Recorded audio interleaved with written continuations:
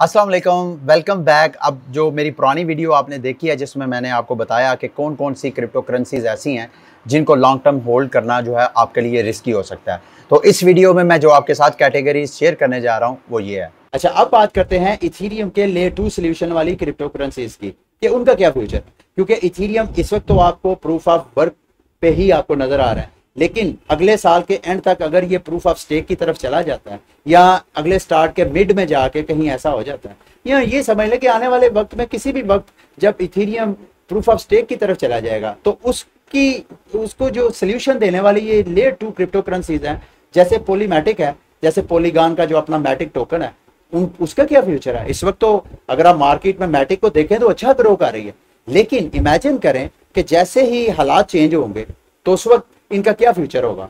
तो आपको इस वीडियो पे लेयर 2 सोल्यूशन वाले क्रिप्टो करेंसीज मैं सारी एक लिस्ट आपको दिखाता हूं, उनके बारे में गौर करना चाहिए। अगर आप लॉन्ग टर्म होल्डिंग करना चाहते हैं तो इन क्रिप्टो करेंसीज आपके लिए ये फेवरेट नहीं है, इनके ऊपर आपने नहीं करना, ठीक है। अब वो कौन सी क्रिप्टो कॉइन्स हैं, ये एक पूरी लिस्ट है जी।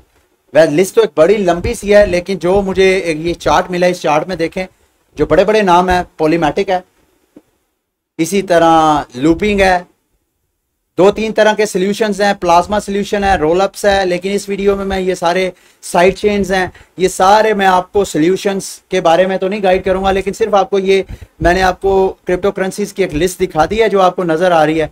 इन क्रिप्टो करेंसीज के ऊपर अगर आप लोगों ने इन्वेस्टमेंट की है तो आप जरूर करें, लेकिन सिर्फ शॉर्ट टर्म ट्रेडिंग के लिए, लॉन्ग टर्म के लिए नहीं। अच्छा, अब आपके ज़हन में शायद ये सवाल आ सकता है कि भाई ये इथीरियम की लेयर 2 सोल्यूशन क्या है। मैं आपको मुख्तसर सा गाइड कर देता हूँ। इथीरियम की कम्युनिटी ने सबसे पहला जो नेटवर्क चोक हुआ, जो सबसे पहला एक्सपीरियंस किया वो क्रिप्टो किटीज में किया। फिर उसके बाद 2017 में आईसीयू का इनकलाब आया, एकदम क्रिप्टो करेंसी में इतना पैसा आया कि बीटीसी जो है उस वक्त फर्स्ट टाइम $19,000 को टच किया जाके। इसी तरह दूसरी सारी क्रिप्टो करेंसीज में लोग सरमाया करना शुरू हो गए।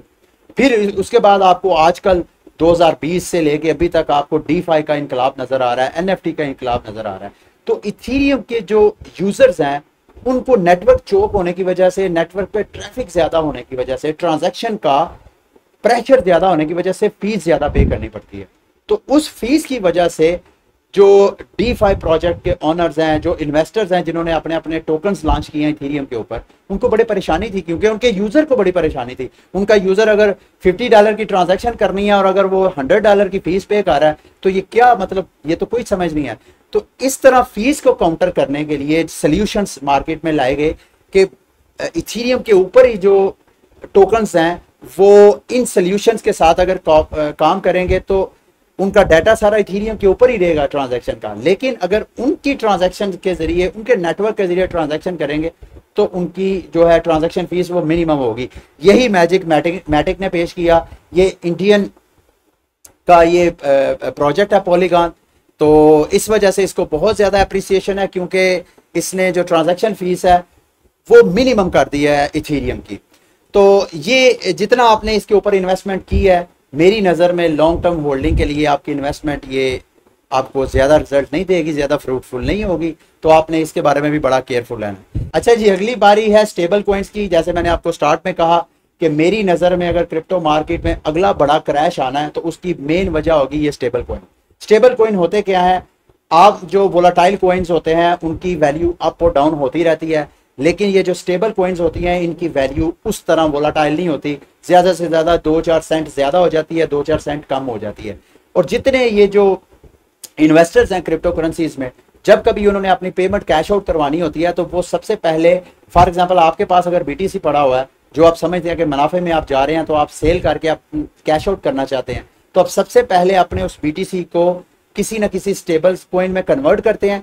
फिर उस स्टेबल कॉइन को या तो आप बैंक में विड्रॉ ले लेते हैं या आप उसको P2P पे भी सेल कर सकते हैं। इसी तरह बराह रास्त आप कुछ ऐसे प्लेटफॉर्म है जहां पे आप बराह रास्त भी आप BTC वगैरह या इस तरह की जो वोलाटाइल कॉइन्स हैं उनको आप सेल कर सकते हैं। लेकिन स्टेबल कॉइन एक्चुअली एक सोल्यूशन था कि बजाय इसके कि आप बैंकिंग सेक्टर के जरिए डिपॉजिट्स और विड्रॉवल करें, क्यों ना ये जो ब्लॉकचेन्स के ऊपर dollar patch stable coin launch कर दिए जाएं, ताकि ट्रेडर्स को आसानी हो कि फौरन जैसे ही क्रिप्टो करेंसी में उनको प्रॉफिट नजर आए वो अपने वोलाटाइल क्रिप्टो करेंसी को स्टेबल कॉइन में कन्वर्ट कर लें।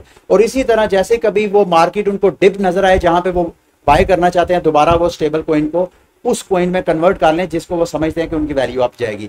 तो स्टेबल कॉइन एक बड़ा अच्छा आइडिया था, यूनिक आइडिया था। एक पूरी लिस्ट है स्टेबल कॉइन्स की। ये अगर आपको स्क्रीन नजर आ रही है तो सबसे पहले नंबर पे आ रही है टेथर। टेथर यूएसडीटी इनका अपना टोकन है। इथीरियम के ऊपर इन्होंने अपना टोकन लॉन्च किया है।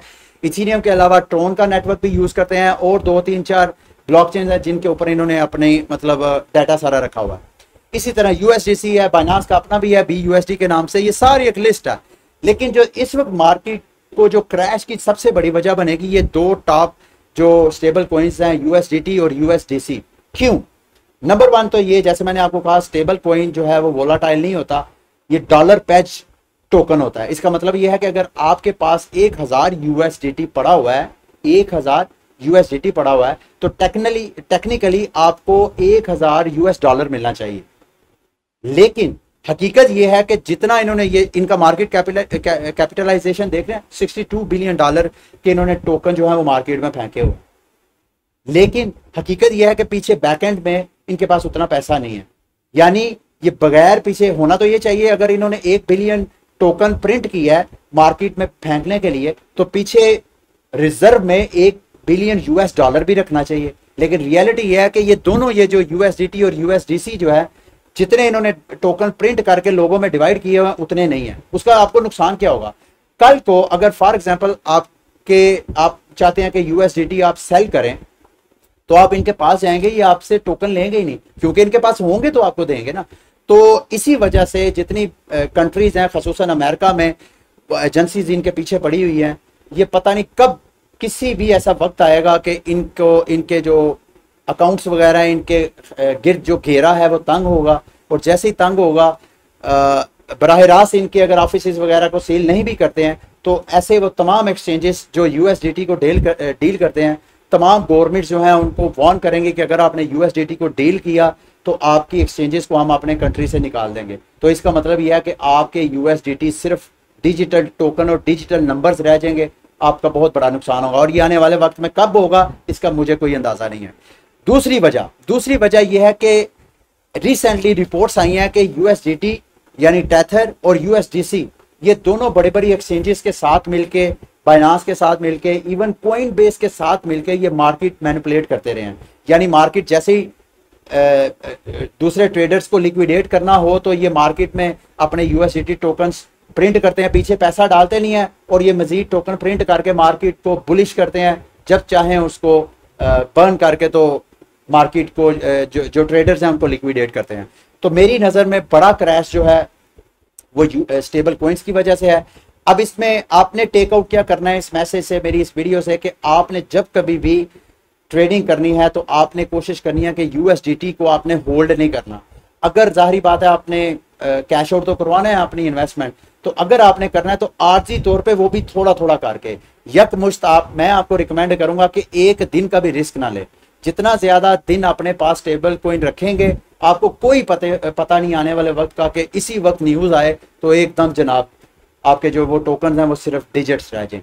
तो बी वेरी केयरफुल। अगर आपके पास USDT पड़ा हुआ है, अगर आपके पास USDC पड़ा हुआ है, तो आप कोशिश करें कि उसको जितना जल्दी हो जाए, या तो उनको अच्छे स्टेबल कॉइन्स जिनका फ्यूचर है, बेशक ये सेंट्रलाइज एक्सचेंजेस रहती हैं नहीं रहती हैं, आपके ये जो बिटकॉइन है, आपका ये जो इथीरियम है, आपका ये जो कार्डेनो है, ये कॉइन्स कहीं नहीं जाने लगे। इनके अपने वॉलेट्स में फंड्स जो है बाय करके रख लें। ये सेंट्रलाइज एक्सचेंजेस, बाइनांस वगैरह सारा कुछ भी बंद हो जाए, आपके फंड्स कहीं नहीं जाते। तो इसी तरह स्टेबल कॉइन में अपने फंड्स को ना रखें लॉन्ग टर्म के लिए। हमेशा अगर आपने सेल परचेज करनी है आर्जी तौर पे वो करें, और वो भी शॉर्ट करके। अच्छा जी, मेरा ख्याल है ये वीडियो काफ़ी लंबी हो गई है, इस वीडियो को यहीं पे एंड करते हैं। अगली वीडियो में मैं आपको मजीद ऐसी क्रिप्टो करेंसीज बताऊंगा जो कि मेरी नज़र में उनका कोई फंडामेंटल इतना स्ट्रॉन्ग नहीं है फ्यूचर होल्डिंग के लिए। ठीक है, तो अभी मेरे साथ जुड़िए रहिए, अगली वीडियो का इंतज़ार कीजिए।